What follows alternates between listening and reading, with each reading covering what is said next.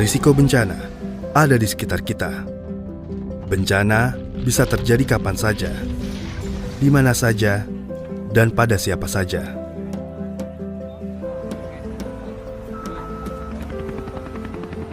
Di masa bencana, shelter adalah salah satu kebutuhan yang terbesar, mendesak, dan melibatkan berbagai lembaga.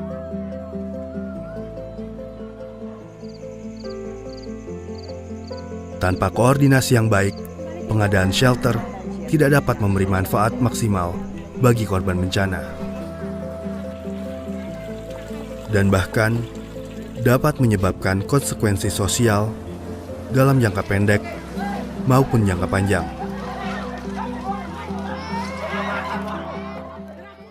Assalamualaikum warahmatullahi wabarakatuh. Kami dari kelompok 11 pelajaran mata kuliah manajemen umum. Di sini kami akan menyampaikan materi yaitu mengenai koordinasi. Sebelum masuk ke dalam materi, kami akan memperkenalkan diri.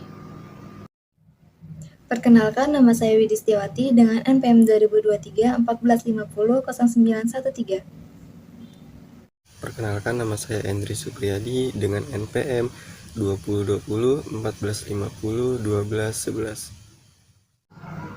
Di dalam materi ini yang akan kami sampaikan yaitu pengertian, jenis-jenis koordinasi, sifat-sifat koordinasi, ciri-ciri koordinasi, tujuan, pentingnya koordinasi, faktor-faktor koordinasi, serta kesimpulan.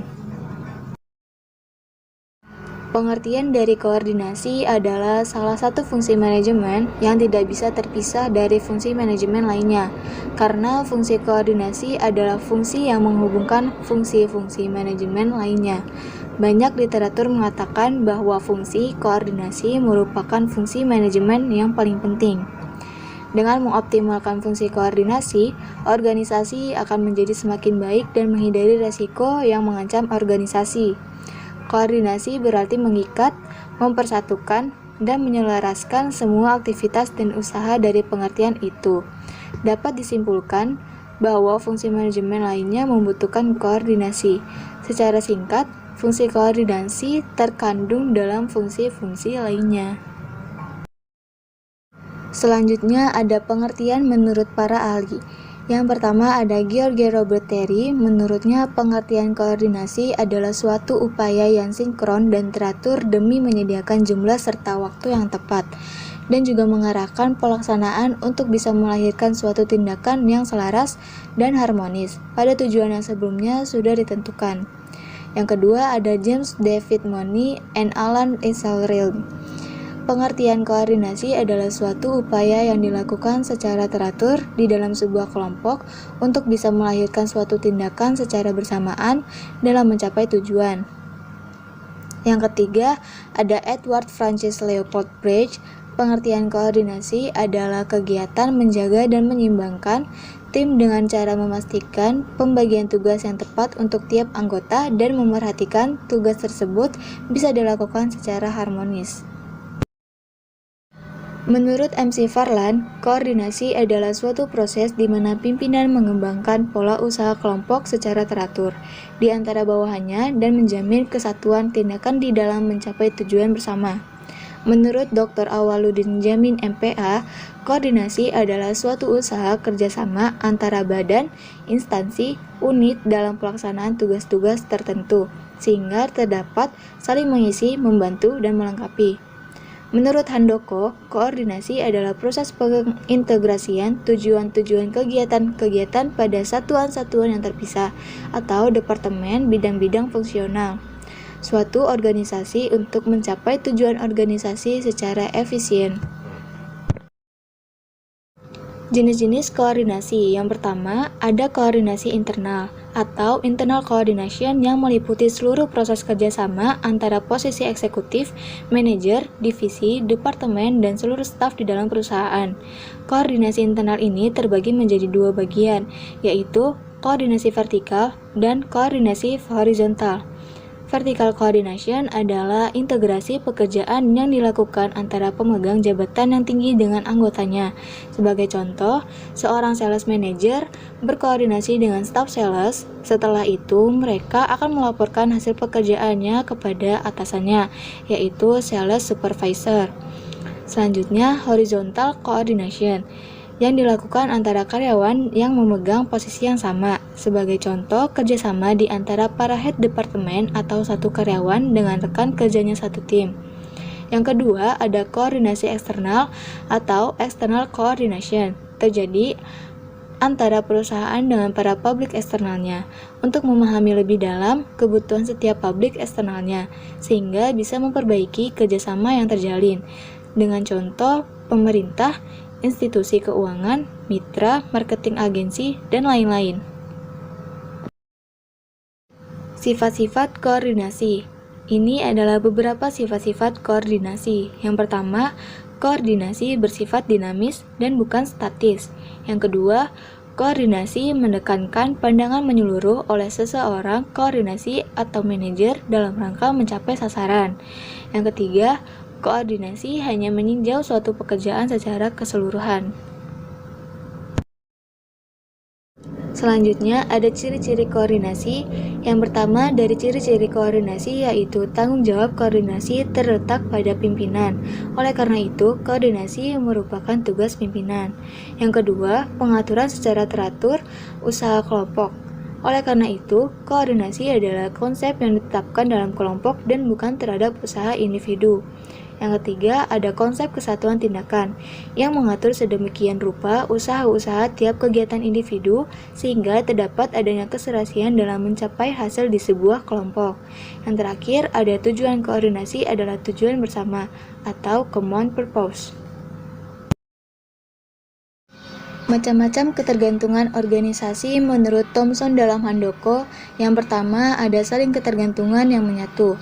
Bila satuan-satuan organisasi tidak saling tergantung satu dengan yang lain dalam melaksanakan kegiatan harian, tetapi tergantung pada pelaksanaan kerja setiap satuan yang memuaskan untuk suatu hasil akhir. Yang kedua, ada saling ketergantungan yang berurutan, di mana satuan organisasi harus melakukan pekerjaannya terlebih dahulu sebelum satuan yang lain dapat bekerja. Yang terakhir, ada saling ketergantungan timbal balik, yaitu suatu hubungan memberi dan menerima antar satuan organisasi. Koordinasi penting menurut pendapat Hasibuan. Yang pertama yaitu untuk mencegah terjadinya kekacauan, percecokan, dan kekembaran atau kekosongan pekerjaan. Yang kedua, agar orang-orang dan pekerjaannya diselaraskan serta diarahkan untuk pencapaian tujuan perusahaan. Yang ketiga, supaya semua tugas, kegiatan, dan pekerjaan terintegrasi kepada sasaran yang diinginkan. Yang terakhir, agar sarana dan prasarana dimanfaatkan untuk mencapai tujuan. Baik, saya akan lanjutkan unsur-unsur koordinasi. 1. Menurut Leonard Dewitz. 1. Penyesuaian diri. 2. Pengoperasian. 3. Waktu yang cocok. 4. Sumbangan terbanyak. 5. Hasil. Kedua, menurut G.R. Terry dalam bukunya, koordinasi adalah suatu usaha yang sinkron atau teratur untuk menyediakan jumlah dan waktu yang tepat dan mengarahkan pelaksanaan untuk menghasilkan suatu tindakan yang seragam dan harmonis pada sasaran yang telah ditentukan. 3. Menurut Terry, koordinasi meliputi 1. Jumlah usaha baik secara kuantitatif maupun secara kualitatif. 2. Waktu yang tepat dari usaha-usaha tersebut. 3. Directing atau penentuan arah usaha-usaha tersebut. Tujuan koordinasi. 1. Menghindari kekacauan dan penyimpangan tugas dari sasaran. Kedua, mengarahkan dan menyatukan semua tindakan serta pemikiran ke arah tercapainya sasaran perusahaan. Ketiga, menghindari kekosongan dan tumpang tindih pekerjaan. Keempat, menghindari keterampilan overlanding dari sasaran perusahaan. Kelima, menjuruskan keterampilan spesialis ke arah sasaran perusahaan. Keenam, mengintegrasikan tindakan dan pemanfaatan unsur manajemen ke arah sasaran organisasi atau perusahaan. Lanjut, syarat-syarat koordinasi. 1. Sense of cooperation. Perasaan untuk saling bekerja sama dilihat per bagian. Kedua, rivalry. Dalam organisasi besar sering diadakan persaingan antara bagian agar saling berlomba. Ketiga, team spirit. Satu sama lain per bagian harus saling menghargai. Keempat, esprit de corps. Bagian yang saling menghargai akan semakin bersemangat. Lanjut, fungsi koordinasi. 1. Sebagai salah satu fungsi manajemen, di samping adanya fungsi perencanaan, penyusunan pegawai, pembinaan kerja, motivasi, dan pengawasan. Kedua, untuk menjamin kelancaran mekanisme prosedur kerja dari berbagai komponen dalam organisasi. 3. Sebagai usaha yang mengarahkan dan menyatukan kegiatan. Keempat, menghindari keterampilan overlanding dari sasaran perusahaan. Kelima, untuk melahirkan jaringan hubungan kerja atau komunikasi. Keenam, untuk penataan spesialis dalam berbagai keanekaragaman tugas. Pentingnya koordinasi. 1. Efisiensi operasional. Koordinasi memastikan bahwa semua bagian dari organisasi bekerja sama secara efisien. Hal ini mengurangi tumpang tindih dalam pekerjaan dan meminimalkan pemborosan sumber daya. Kedua, pencapaian tujuan. Koordinasi membantu organisasi mencapai tujuan mereka dengan lebih efektif. Dengan koordinasi yang baik, setiap bagian organisasi dapat berkontribusi secara optimal menuju pencapaian tujuan bersama. 3. Perbaikan komunikasi. Koordinasi yang baik memerlukan komunikasi yang efektif antara sebagai bagian organisasi. Hal ini membantu mencegah miskomunikasi dan kesalahpahaman yang dapat menghambat kemajuan. Lanjut, faktor-faktor yang mempengaruhi. 1. Komunikasi.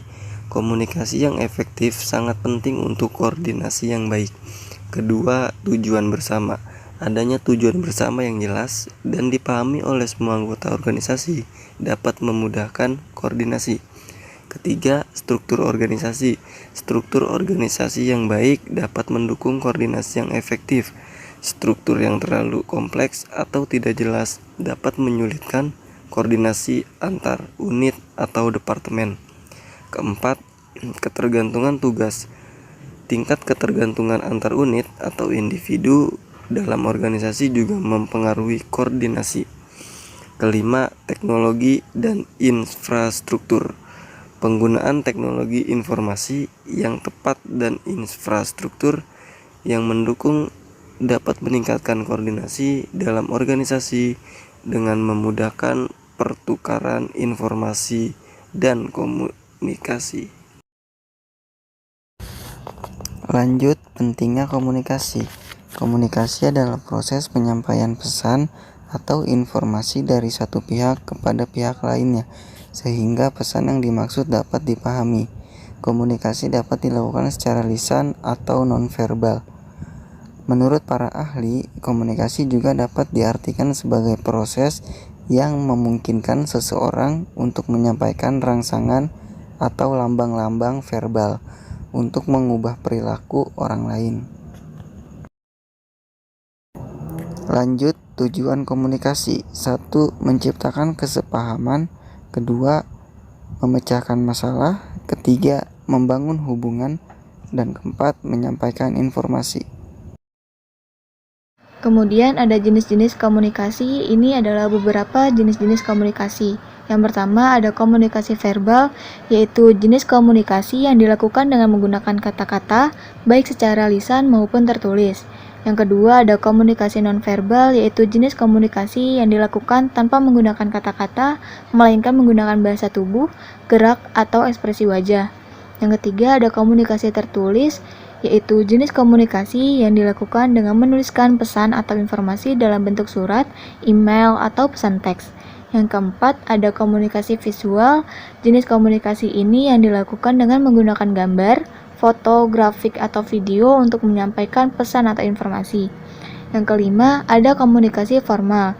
Jenis komunikasi yang dilakukan dalam konteks formal, seperti dalam lingkungan kerja atau organisasi dengan menggunakan bahasa yang baku dan formal. Selanjutnya, ada komunikasi informal, yaitu jenis komunikasi yang dilakukan dalam konteks informal, seperti dalam kehidupan sehari-hari dengan menggunakan bahasa yang santai dan tidak baku. Yang ketujuh, ada komunikasi nonformal. Jenis komunikasi ini yang dilakukan dalam konteks yang tidak resmi, seperti dalam kegiatan sosial atau kegiatan yang bersifat non-akademis. Yang kedelapan, ada komunikasi langsung. Jenis komunikasi yang dilakukan secara langsung, seperti dalam percakapan tatap muka atau telepon.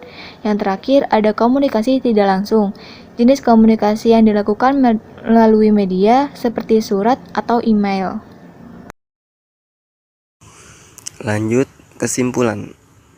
Koordinasi merupakan proses yang sangat penting dalam sebuah organisasi karena memastikan bahwa berbagai bagian dari organisasi bekerja sama secara efisien untuk mencapai tujuan bersama.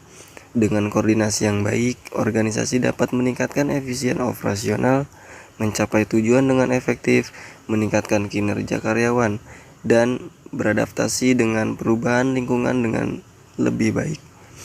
Untuk mencapai koordinasi yang baik, organisasi perlu memperhatikan beberapa faktor, seperti komunikasi efektif, kepemimpinan yang baik, adanya tujuan bersama yang jelas, struktur organisasi yang mendukung, ketergantungan tugas yang seimbang, dan penggunaan teknologi dan infrastruktur yang tepat. Dengan memperhatikan faktor-faktor tersebut dan memastikan bahwa semua anggota organisasi memahami pentingnya koordinasi, organisasi dapat mencapai kinerja yang lebih baik dan bersaing dengan lebih efektif di pasar yang kompetitif.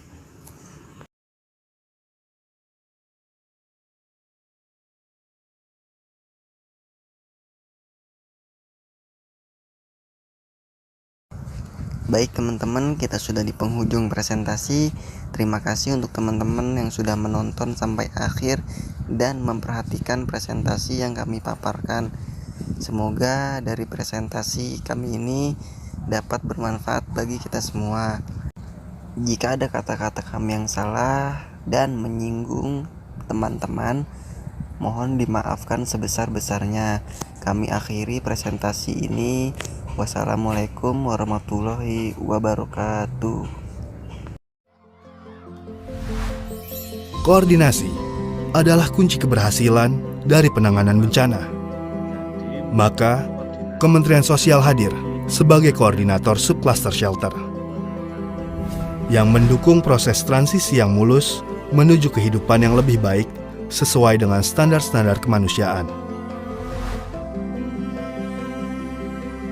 Oleh karena itu, kami menekankan bahwa setiap lembaga kemanusiaan harus menjalankan program penyediaan shelter yang aman, nyaman, dan bermartabat.